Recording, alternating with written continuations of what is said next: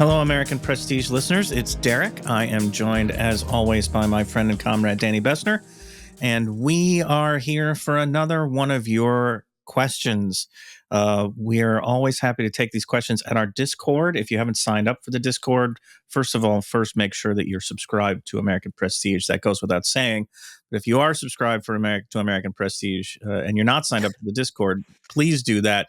And if you are signed up for the Discord and subscribed, please submit more questions. We're always looking for more questions to answer. We do these one a week. And we need your support to keep it going. So with that, and Derek, we definitely need more subscribers, given that we put all of our earnings in the stock market today. So we need more subscribers. I guess buying Tesla at $250 a share was a bad idea. I didn't realize that was going to come back to bite me in the ass. But anyway, yeah, guys, really, we could use your help on this. So Danny, today we've got a question from Job 7. I'm not quite sure how to say that. JOHB 7, who I'll just read here. Not sure if this is a question, comment, or both, but you guys always talk about how U.S. hegemony in East Asia is untenable, same with European hegemony, etc., and the United States will need to restrain itself to cope with the multipolar world. But is it feasible for the U.S. to give up its hegemonic status over the North and South American continents? I think the simple geopolitical fact of America's literal position, its immense economic power over the Western Hemisphere, makes any state, even a theoretically idealized United States, ensures it dominates the Americas. Is the United States geopolitically determined to dominate its near abroad, or is hemispheric restraint possible? Danny. Danny, what do you think? I could start with this because it's a question that I've thought about a lot. So, of course, the United States has sought domination over the entire Western Hemisphere, North, Central, and South America since at least the 1820s and the announcement of the Monroe Doctrine. In reality, that domination was never quite true for a lot of the 19th century when European powers really did continue to intervene in South America and Central America in a way that gave the lie to the United States' proclamations of hemispheric hegemony. Though it has been, I would say, since at least the teens and 20s true that the United States is originally hegemonic in the Western Hemisphere. And so there's a couple of ways that I would approach this. First, anything is genuinely possible. Human beings are, at least in theory, masters of their own destiny, and one could imagine a particular political coalition advocating some sort of restraint vis-a-vis Central and South America. There have been times in U.S. history... There goes our endorsement from the Calvinists. That was going to be a lucrative... Yes, we are anti-predestination. Derek, we're hinting at a... Derek is hinting at a special series that all you video listeners just know that we're going to have coming out soon, but we won't quite talk about that yet. But if you look at the history of U.S. Latin American relations, that there have been ebbs and flows. In the 30s and the 60s, particularly the early 60s, the United States was kinder to Latin America than it had been, let's say, in the teens and 20s and in the 80s, where there were real nadir of U.S. Latin American relations. So it's imaginable. But I don't think this is exactly something that's really in the offing. And this is where I'm going to get a bit utopian, because I do think it's important to talk about utopian horizons. If it were up to me, that one of the things that a left could be building toward is a genuine North American union. Given that Canada and Mexico, I believe, Derek, correct me if I'm wrong, there are two largest trading partners, I believe, still. Yes. And so economically, from a particular perspective, a 40,000-foot perspective, these are polities that really do interact in a genuinely integrated way, that Canada relies on the United States, which relies on Mexico, and they all rely on one another, whether that is because of NAFTA free trade or what have you. They are genuine trading partners. And I think that one of the things that could be on the horizon for left-wingers, this is going to be in the long term, but I think it's something to consider, is to move toward building a more genuine union with Mexico and Canada. Now, obviously, there are a lot of problems with that. One would imagine if this union came into existence in the next few years, it'd be defined by U.S. domination, just like one would imagine if there was a constitutional convention in the next few years, it'd be brought to you by Amazon and Monsanto. So it might not be the brightest idea, but I do think that this should be a medium and long-term horizon, because I do think that I'm a humanist. I believe humans are fundamentally equal in the eyes of the Lord, in the eyes of everything, and I do believe that building towards a type of one world government is the ultimate goal. And this is ironically for people who are international relations aficionados. This is something that someone like an realist like Hans Morgenthau was actually looking toward, that this was ultimately the goal. If one's a genuine humanist and one thinks that humans are just philosophically equal, then you would want to build toward a long term government. But I don't think we're anywhere near that. And I even though it's a horizon that we should look toward, it's very difficult for me to imagine any sort of political coalition that wouldn't just rely on the domination of at least Mexico and also Canada, as we see with Trump. But Derek, what are your thoughts about this? I've been talking enough.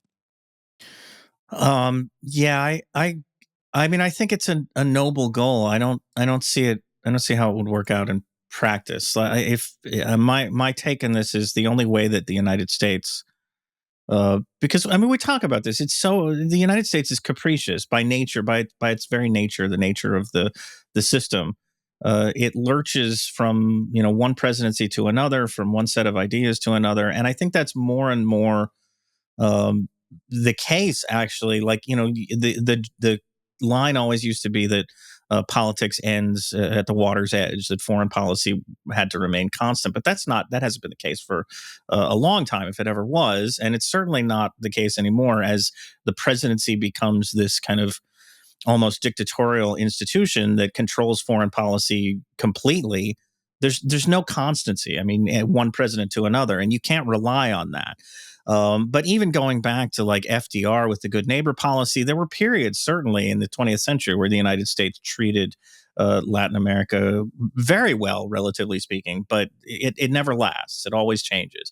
So I think the only way that you can get to a place where the United States isn't trying to dominate the Western Hemisphere is if it's forced to give it up. And the only thing that's going to do that to me is sort of like what you're talking about, but excluding the United States. If the other countries, the other middle powers, let's say, of the Western Hemisphere manage to band together and counter U.S. hegemony, and that seems like an impossibility. For one thing, all the interests of those countries. And if we're talking, we can talk about Canada, we can talk about Mexico, um, Brazil, Argentina, Colombia. Theoretically, like all of these countries, their interests diverge in radical ways. Their politics diverge in radical ways. Like right now, you can see the difference between a Brazil under Lula that you could imagine maybe being at the forefront of kind of a counter U.S. movement. But right next door, you've got Argentina, which is another country that would have to be involved in something like that. That's ruled by a libertarian nut, basically. How dare you? They couldn't be any different. They couldn't be any more. Well, I guess if Lula was an out and out communist, but they're so far ideologically opposed to one another that you've got you're always going to have some part of this gang trying to cozy up to the United States and another part, maybe resisting, but to get them all on the same page, it just seems impossible to me. Absent that, I just don't, in the same way that I have a hard time, with the U.S., operating in Russia's backyard without, the Russians asserting themselves, or operating in East Asia without China asserting itself. Like, it would be wonderful if none of these countries had hegemonic control over their near abroads, but I'm just not sure how to get to that. Derek, speaking of that, I mean, this is something that I do say that a lot of my analysis is tempered with a dose of realism. The notion that China is probably going to be regionally hegemonic, or that Russia is probably going to be regionally hegemonic, and people do criticize that as being anti-left wing. But I guess my philosophical approach is that realism is actually an important way through which to understand the world. And I'm curious what you think of that. Oh, you're just playing great power politics when you say X or Y about Ukraine or Taiwan. A genuine international left would be devoted to defending the sovereignty of these nations. And then the response could be a genuine international left sounds like a nice idea, hasn't been one for a really long time. And then you could argue about the degree to which the Soviet Union represented a genuine international left, but that's a conversation for another time. But I'm curious what you think about that criticism of, China's going to do X, Russia's going to do X, the US is going to do X. Is just playing into sort of the great power realist, which is absolutely a small c conservative philosophy. Right. I mean, I agree. And I think it conflates trying to be realistic about what's going to happen with like saying this is how the world should work. Nobody's saying that, at least we're not saying that, Russia should be allowed to invade Ukraine because it doesn't like what the Ukrainian government is doing, or that China should be allowed to dominate East Asia, or that, any of these things should be the way. It's not a normative pronouncement. It's looking at the world the way it is, and realizing that there are limitations to how you stop it. And I'm sure there are people who have thought about this, and tried to put together how you could have a genuine left international that resists, that upholds the sovereignty of these nations, and resists the regional hegemony of powers like Russia, China, the United States, etc. But I always feel like it's the South Park underpants gnomes joke, right? It's like we want to end hegemony. Step 2 is a bunch of question marks, and then step 3 is like the international institutions that we build will save us. Like, how do you get from 1 to 3? It's almost contradictory in a sense, because if you're talking about, we should be standing up for the sovereignty of Ukraine, we should be standing up for the sovereignty of Taiwan, we should be standing up for all these countries that are under threat. Like, in order to build the kind of institutions or constructs that would prevent or counter regional hegemonic powers, you would have to give up sovereignty, wouldn't you? I mean, you would have to give up sovereignty to genuinely, genuinely authoritative or genuinely meaningful international institutions, not what we have now, which is a facsimile of a United Nations that's run by 5 countries, and they make sure it never does anything, or a financial system that's run by the United States and Western Europe, or any of these things that pretend to be international institutions but are really tools of extending again the power of the global north, or the more powerful countries at the expense of less powerful countries. Everybody would have to agree to sacrifice sovereignty into something that's really international. And that's, it's like Star Trek. How do you get to Star Trek? The Star Trek world. I don't know. Well, and of course, the Star Trek world was socialist, and then this brings up the question of capitalism, right, which is obviously embedded in this whole question of security. And I do think that, and this might it'd be a good place to end. I do think that this actually remains theoretically open. That the left doesn't yet have its great theory or theorist who embeds this security reality within the reality of actually existing global capitalism. Because to some degree, I do think that it's the US military that undergirds the global capitalist system. And obviously, these things are embedded and there's no clear cause. But we still don't really know how the sort of nationally based American military, which is genuinely nationally situated, relates to a genuinely international, transnational, border crossing global capitalism. And so I still think there actually remains significant theoretical work to be done on this question, that what Ginden and Panitch did for global capitalism could be done for also the global security state. I would just add that, like, this is all, like, we have these conversations on the precipice of what could be like global meltdown because of climate change.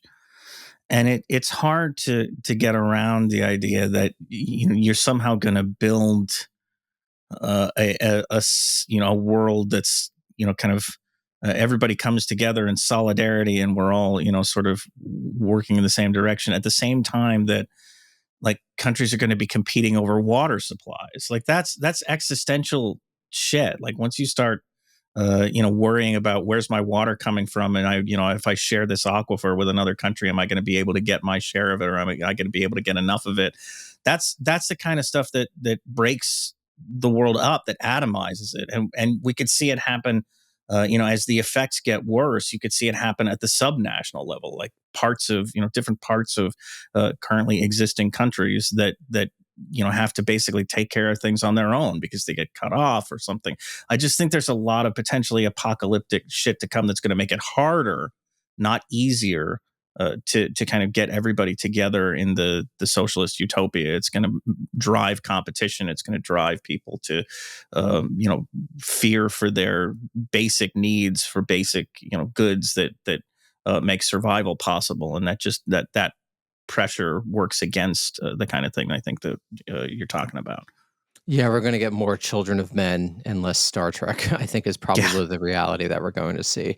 Well, thank you, everyone, again for listening. If you haven't yet, subscribe to the podcast, join the Discord, and leave us questions. And as always, keep on rocking in the free world. Bye. Bye.